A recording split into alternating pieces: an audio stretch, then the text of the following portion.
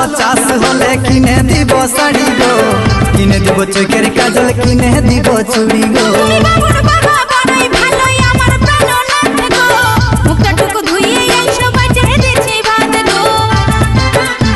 এই বছর ভালো চাষ হলে কিনে দিব শাড়ি গো, কিনে দিব চোখের কাজল, কিনে দিব চুড়ি গো।